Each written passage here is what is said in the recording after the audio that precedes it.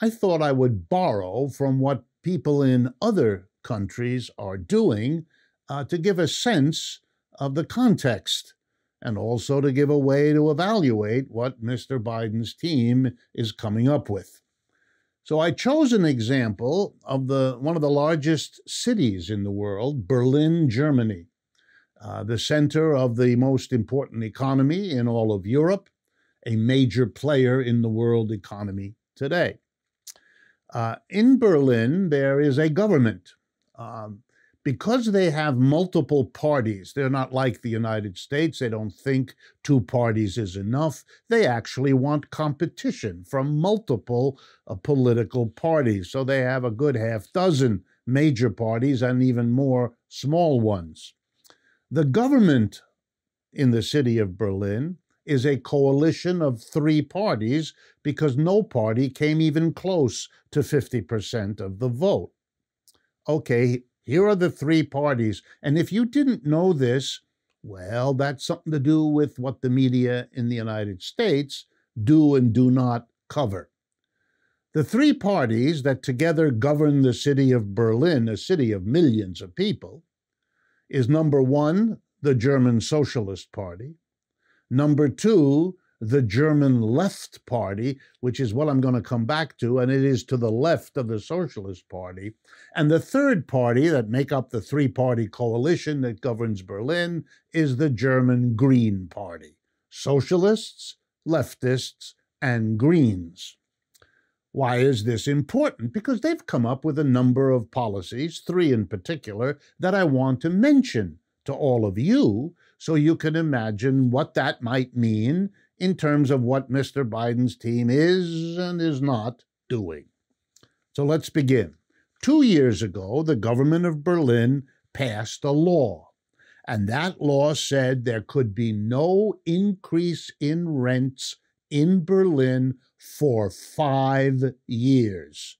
That law is now in effect. Landlords are fighting it in the courts, but they have so far failed to change it.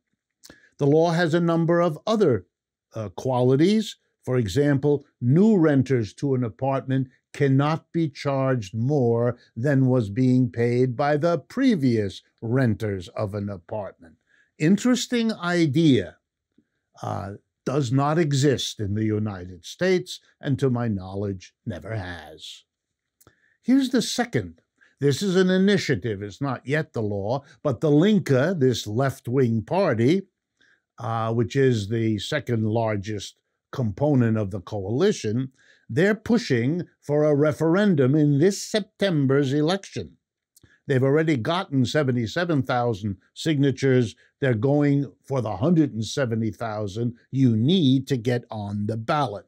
Here's what their ballot initiative will have happen. Every real estate company in Berlin that owns over 3,000 homes will have to give them up, sell them to the city, which will make sure to keep them in equality and keep the rents low because it won't have to make extortionate profits from doing so. The largest affected by this is something called Deutsche Wohnen, which means German apartments or German homes.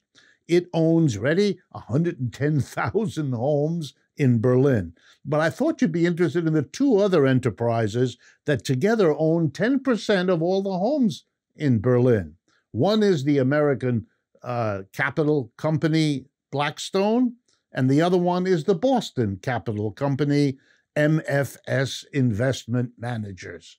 American companies owning and ripping off tenants in Berlin. They would suffer, sadly, if this becomes a law. And here's the third initiative, also of the Linke Party in the Berlin government.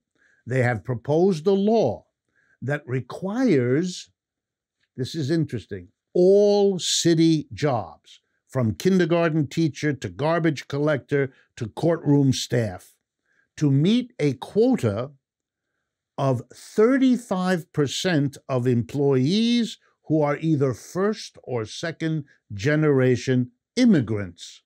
And the argument of the Linke Party is that the population of Berlin is 35% immigrants, and that therefore the employment should be roughly the same.